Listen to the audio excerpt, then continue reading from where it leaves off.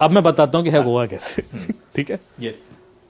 तो फिर लोग मुझे सुनाते हैं कि सर आप ऐसे मत क्या कीजिए, ओपनली बता देते हैं क्रिमिनल्स मिसयूज करेंगे। एक टेक्निक बताऊंगा, ऐसी 12 तरीके हैं, लेकिन मैं एक तरीके। अच्छा, 12 तरीके से हैक हो सकता है? हाँ, 12 सिंपल तरीके हैं। Okay sir. लेकिन ऐसा ना हो कि क्रिमिनल्स भी मिसयूज करने लगे। सबसे पहला तरीका है कॉल मर्जिंग टेक्निक, या कॉल, हाँ तरीके बताता हूँ। Call merging technique, call forwarding technique, voice mailing technique, QR code, screen sharing techniques apps के थ्रू।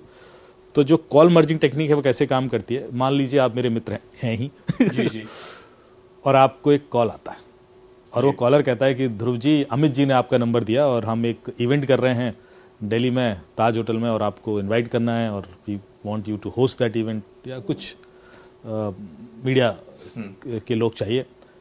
तो आप बातचीत शुरू कर देंगे, आपको लगेगा कि अमित का रेफरेंस दिया है, विश्वास है, क्रेडिबल नाम है।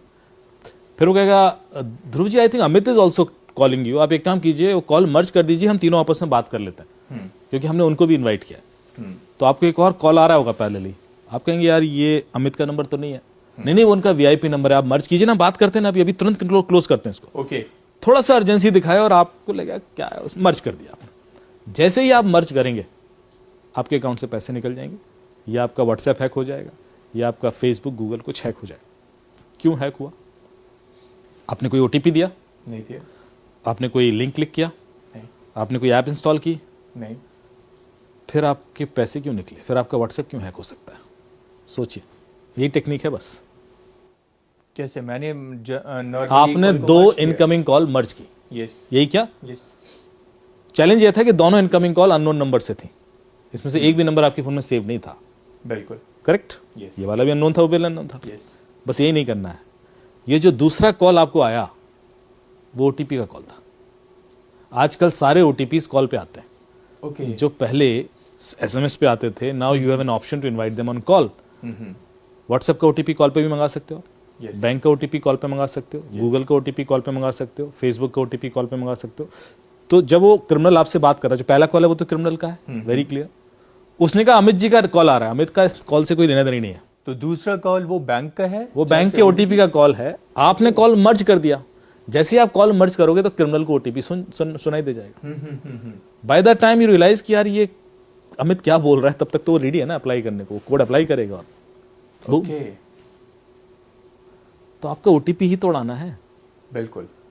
उसके बाद लगता है कि आपने ओटीपी बताया नहीं, फिर भी आपके अकाउंट से पैसे निकल गए। तो एक और चीज मैं हमेशा बोलता हूं अपने अवेयरनेस सेशन में कि जितने भी आपने poster banner cyber safety awareness के देखे होंगे, उसमें लिखा होता है अपना ओटीपी मत दीजिए, ओटीपी मत दीजिए। आज सुबह से सुने जा रहा हूं मैं। बिल्कुल सर, रेडियो पे भी ये चिल्लाते रहते हैं। एक्चुअली कोई कभी ओटीपी देता ही नहीं है। अभी आप कितने भी केसेस देख लीजिए, कभी ऐसा हुआ कि आपसे कहा हुआ कि ध्रुव जी अपना ओटीपी बताइए, हाँ हाँ लीजिए ना, ये लिख लीजिए। अच्छा वो अपना पासवर्ड भी तो बता दीजिए, हाँ हाँ पासवर्ड भी लिख लीजिए। ऐसा होता है क्या कभी? नॉर्मली क्या अपना पासवर्ड मत दीजिए, ओटीपी कोई नहीं देता।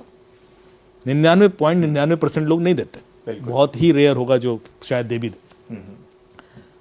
ओटीपी एक तरीके से निकाला जाता है, एक कहानी होती है उसके पीछे, और वो कहानी जब तक लोगों को पता नहीं होगी, और वो कहानी सुनना चाहूंगा सर, वो तो निकलता रहेगा।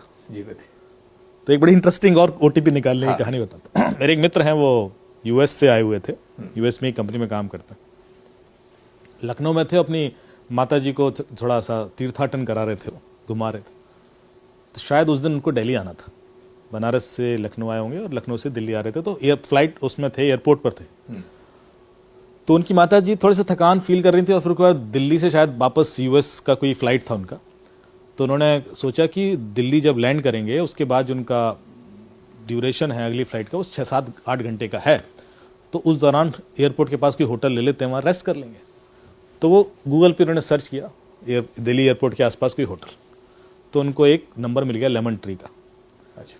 तो उन्होंने तुरंत कॉल लगा दिया, आप लेमन ट्री से बोल रहे हैं? हाँ जी लेमन ट्री से बोल रहे हैं। वो एक अभी मैं लैंड करने वाला हूँ 2 घंटे बाद, तो आप एक रूम बुक कर दीजिए, हिसाब कर देंगे। क्या चार्जेस? बताए इतने चार्जेस।